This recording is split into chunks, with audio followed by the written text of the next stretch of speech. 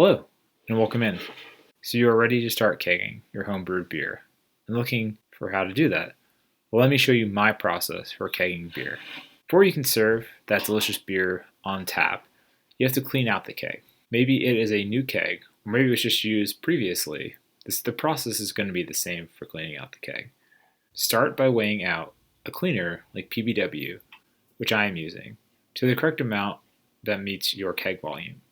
For me, I'm using 1.75 gallon keg, and that requires 1 to 2 ounces per gallon of PBW, so about 1.75 ounces in this case. Next, heat the water to between 100 and 130 degrees Fahrenheit. For me, that's the hottest my water goes from my tap, and then allow your keg to soak with the cleaner, so in this case PBW, for at least 1 hour.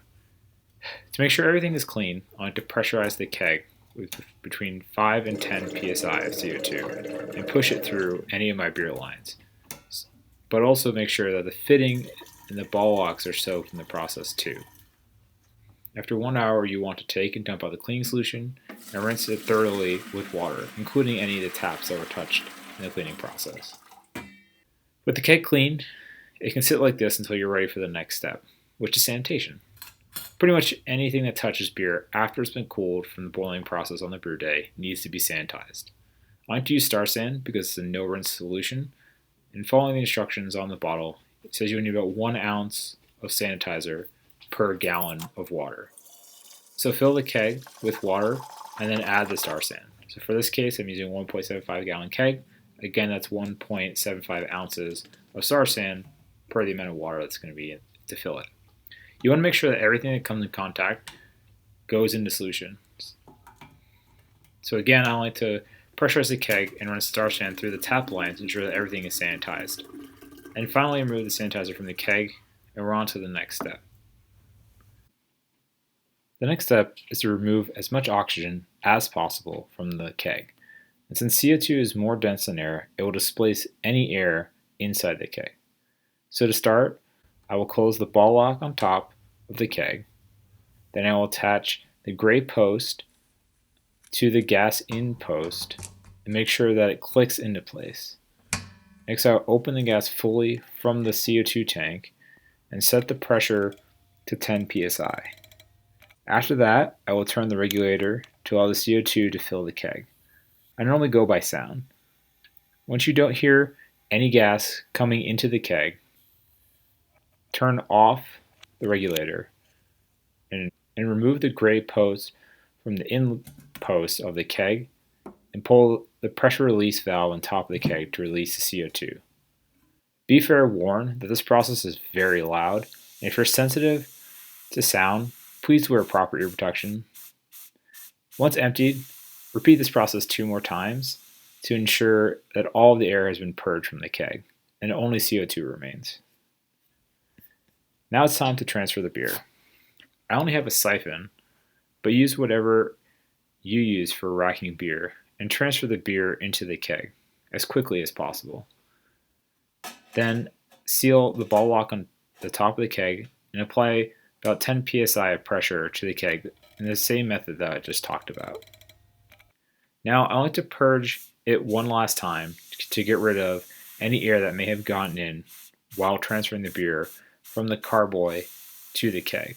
But be warned that some beer may spray out the top of the pressure release valve when you do this. Finally, increase the PSI slowly to 30. You will know it's working because it will make a bubbling noise inside the keg. Now, in the best case scenario, the beer will have been cold crashed and is currently cold, but I don't have the capabilities to do that. The reason I say this is because CO2 is more soluble in beer the colder the liquid is. But regardless of the temperature of the beer, the next step is the same. While attached to the CO2 tank, shake the keg either by rolling it back and forth on a carpet or a towel, or shake it to agitate it. This will allow the CO2 to dissolve more easily in the liquid and become more uniform in it being dissolved. Now, since I don't have a dedicated kegerator, this is a little different than what you may see from other people in other setups. My 1.75 gallon keg is small enough to fit inside my fridge, but to keep the beer carbonated, I use a 72 gram CO2 cartridge that is connected to a mini CO2 regulator. This is connected to a gas in-post via a gray connector, and it can be increased or decreased, but I like to start at 10 psi at first and then place it in the fridge to allow the beer to cool. I do notice with this mini CO2 regulator that it will increase in psi to what the keg is pressurized, but once it's placed in the fridge and chilled for 24 to 36 hours, the CO2 goes into solution and equilibrates to about 10 psi. If the head/foam is not exactly where I like it, I will slowly increase the pressure by 1 psi and go up to a max of 15 psi.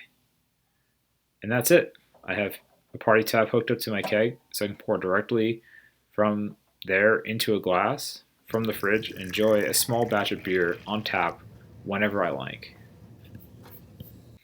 Before I wrap this up and end the video, I will say that even this small keg setup can cost a small chunk of change due to all the items that will be needed, but they are an investment, and for me it has been a game changer. I no longer need to bottle beer, which can lead to oxidation, but if you want to use a secondary fermenter to age it over things like vanilla beans or coffee, or perform a second dry hopping, it gives you that ability to remove oxygen, but it also allows you to taste it to see when is the perfect time to remove it from the beer. Also, these 1.75 gallon kegs are stackable, so if you have more than one, you can put them one on top of each other inside a fridge or a chest freezer that's been converted to a kegerator. So I hope this was helpful to show you that no matter what scale you brew on, it is possible to keg your beer. So please let me know down below what you're excited to put on tap. Smash that like button if you find this helpful. And lastly, if you're new to the channel, please subscribe. And I'll see you in the next video. Have a great day.